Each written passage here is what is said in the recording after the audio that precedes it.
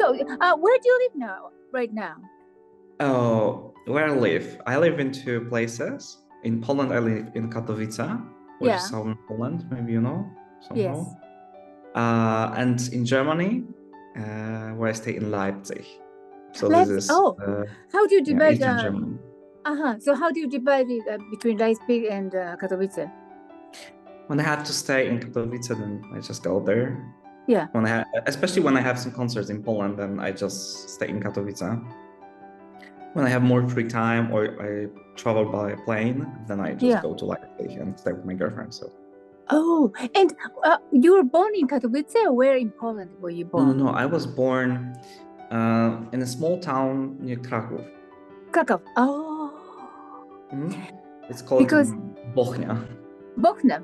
Like Bochnia. Bochnia. Bochnia. Because I've never been to Poland, but where I like to visit most is the Katowice. You have the palace, very famous palace, right? I mean, in Krakow. Yeah, in Krakow. Yeah. Katowice are boring. There's probably the best concert hall in Poland, but the city is pretty ugly, I would say. So I see. I wouldn't recommend going there unless you want to listen to some kind of concert. In Katowice, who did you study with? No, I haven't studied in Katowice. I studied in Bydgoszcz, which is in northern Poland, with Professor Katarzyna Popowa-Zeroń, which you are maybe familiar with. Is it she or he? She. Oh, I see. So, what is the most influential teacher for you? Mm-hmm. Influential, musically and technically. Mm-hmm. Yeah, definitely. Sorry. Yeah. Because I learned a lot there, so it was very helpful to develop some not only basic skills but also more I don't know, how to say it, to just understand the music better, have some idea of how to interpret the stuff and how to become an artist, basically. Yeah. Your sound is always so full, very full, and very round, and the sonority is so big, and which was I was impressed very much in all of your competitions, especially in Chopin, and I really enjoyed your Schumann too. Oh, thank you. The Kreisleriana very much. In playing, thank you.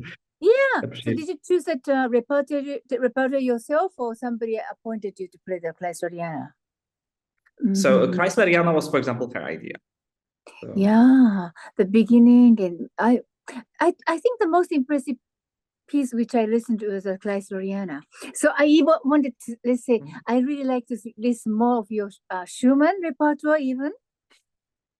Yeah. Yeah, I actually love Schumann and I want to play it more. I didn't have that many opportunities to play it. I only played quintet. Quintet, huh? Yeah, and also first movement of quartet. Yeah. Yes, I listened to the quartet of the very beautiful one. Yeah. Yeah, but some of the pieces in the YouTube you're playing, your hair was really disturbing your glasses so seriously. Oh, really? Yeah. People think that it's very disturbing, but I really don't mind it. I don't care about when I play it. Of course, sometimes when I play some very technical stuff, then probably I will look for a moment when I can do, this type of movement, so I can, get rid of my phone from here. But normal, it's not that disturbing. Usually the glasses are a bigger problem because especially when you get sweaty when you play, they just start to slip down like this and they end up here, and you really have to, Yeah, but I was even worried because one of the pieces, I don't know which pieces, but really your front was really completely just covering your glasses. So I said, oh, maybe. Well, there's some pianists like Katia Buniatishvili has this problem, I think, as well. She always has, this. Oh, who? Katia? Katia Buniatishvili, the Georgian. Yeah. pianist. Yeah. The Georgian pianist, right? Mhm. Yeah, it's true. Yeah. So you don't wear contact lenses when you play. You always wear your glasses. The problem is I really wanted to, but I can't. Why? My doctor told me that your eyes are just awful, they're dry. Oh. It's impossible for you, and it's very unhealthy for your eyes. So. And have you tried it? Yeah, I tried it, and it was just painful. Oh, really? Or maybe you have very sensitive eyes, maybe. Yeah. Yeah, that could be the problem. Anyways, I'm stuck with glasses. Yeah. So now when I'm talking to you more lively and you're very cheerful, most of the time you're very serious playing. So yeah, that's true. I usually prefer those like more serious pieces, but I try to be like a very, warm person to people, because why should I be like this? Like music is something different, of course, but then we interact with people. We want to, I don't know, like have a good time with each other. We don't want to create that, I don't know, unpleasant atmosphere, maybe even. And tell me, are you concentrating on a particular repertoire now, or what kind of repertoire are you building now? It depends. My general idea is that I really don't like contemporary music, like very contemporary music. After Second World War, for example. Second thing is probably I'm not the best classical player. I don't play like Mozart, Haydn really well, but I try to work on it. I really would love to play it better. And also, for example, Bach.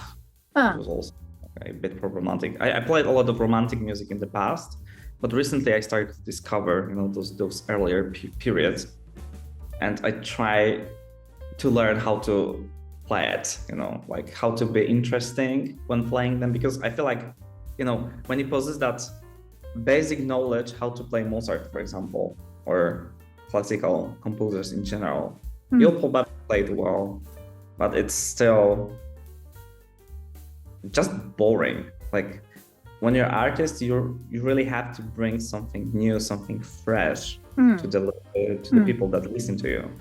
They want to listen to something interesting, not like the same rendition of the piece, for the 100th time. It doesn't work. So I try to somehow escape those like boundaries that come with the classical music, with classical style, and also with Baroque music as well, and then to give it a little bit more of my personal, I don't know, approach, and just simply personality. It was always the hardest thing for me in classical music, especially. So the reason you didn't really, it's true. Schumann, romantic.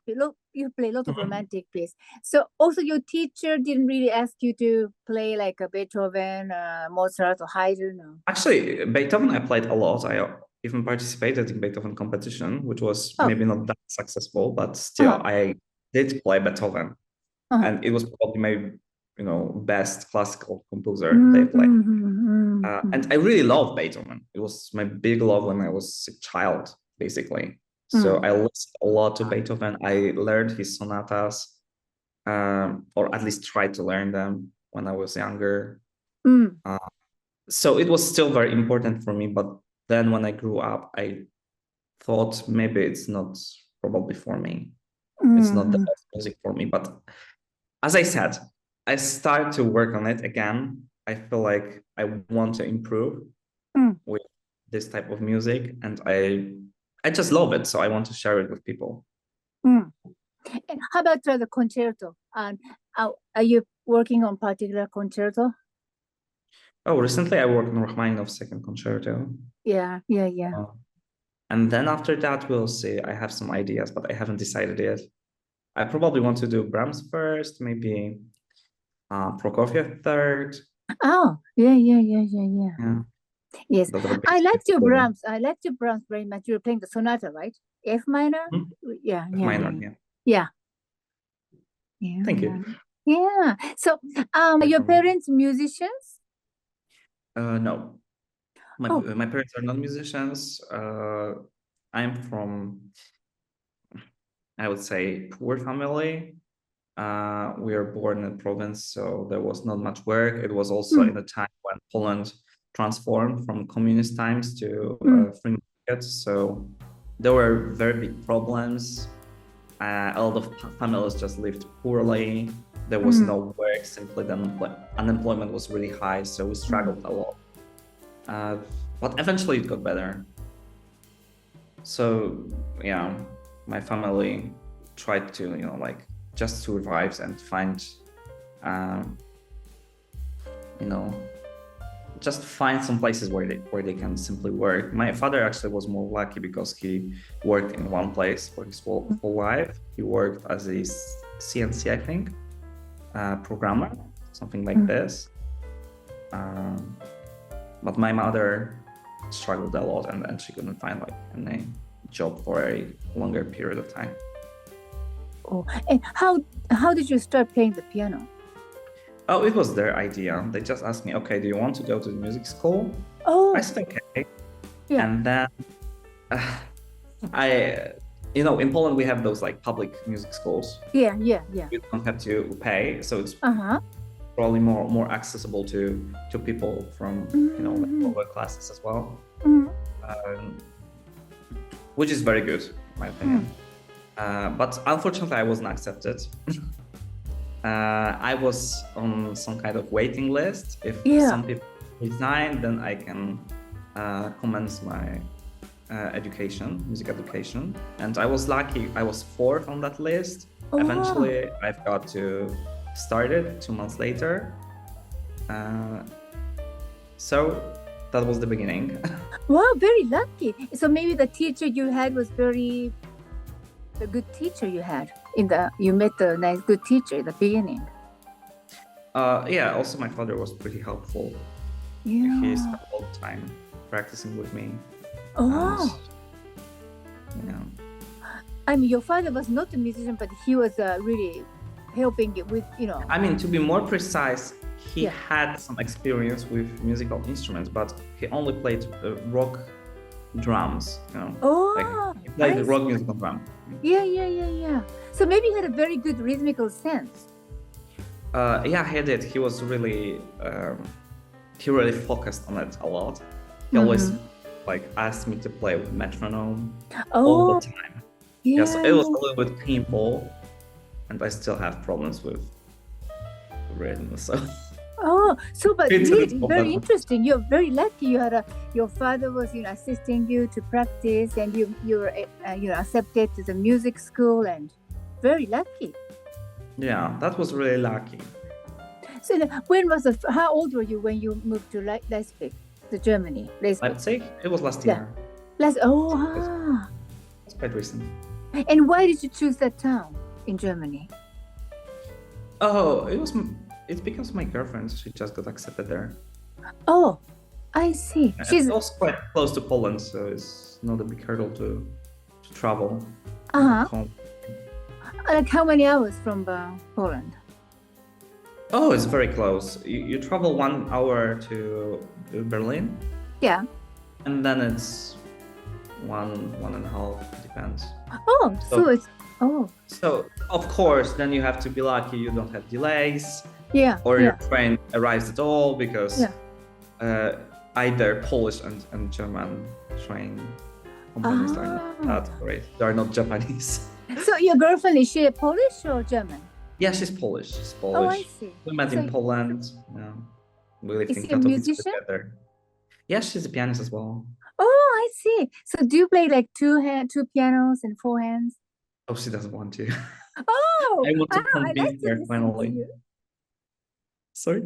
I like to listen to your like four hands and two pianos with your girlfriend.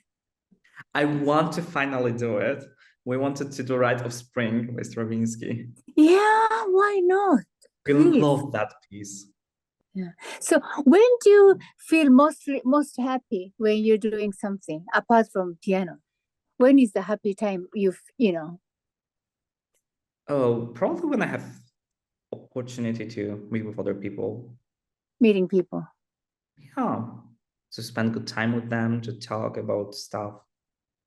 You know, this is probably the most important thing to do. Just simply, company of other people and like make some new experiences and spend time together. Some people, of course, are more introverted, but they still have some social needs. And I think this is just our nature of human, as humans, that we just need company of others. Are most of your friends are the musicians or non-musicians? Oh, I always struggle to find some non-musician friends. Non-musician. So yeah, I only have mostly pianists, unfortunately. Yeah. Yeah.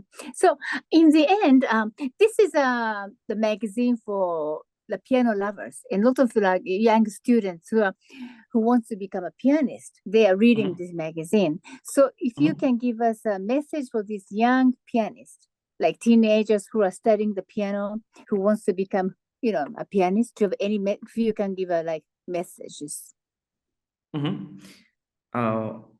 Okay, let me think. First of all, I would say just work hard, but also smart. Don't work, like too hard. Try to experience some things, some new things that you didn't have opportunity to experience, like appreciate other types of art. Just make some friends as well. It may help you, like discover the emotions that you want to imitate on the piano, for example, or to put into the music. If you don't experience them, then there's no inspiration. And secondly, so don't get discouraged by failures. Of the piano, they will come eventually. There are many great musicians that just simply are good, and they also deserve to get appreciated. But there are also people who have different opinions on music, different tastes. They will eventually tell you that they don't like your playing. Anyways, I think you just have to appreciate their criticism, and simply not get discouraged, work on it, and become a better musician. But this is normal process, and you really have to get ready for that, especially when you work as a piano student. Then some people are not aware of that problem, I think. I know it's very simple logic, but still some people forget about it, and I think it's very important to accept that fact that all people are different. Very important advice. Thank you. And who do you respect the most as a musician? Oh, I have many people that I respect. I don't have one that I respect the most, I would say. It's always a hard question. I can tell you like a list of my favorite musicians, probably. Maybe can you give three musicians? Okay, so let's say 3 from older generation and 3 from younger generation. Okay, let's do it like this. Yeah, okay. So from older generation, I really love Marta Argerich, maybe. Yeah. Grigory Sokolov. Sokolov. And I think Radu Lupu I would choose. Yeah. From the younger generation, who I really love, Sung Jin Cho. She's Korean? He's Korean? He's Korean, yeah. So he won Chopin competition in 2015. You probably didn't hear about the pianist, or maybe you heard him, Federico Colli. Federico Colli? Oh, is he Italian or? Yeah, he's a great Italian pianist. I really, really appreciate his playing. He's one of my favorites. Oh, really? Very interesting. But I just listening to you. You're very Radu Lupu is. I like his sound, the tonality, and I feel the same emotion for your music too. Especially playing the Brahms.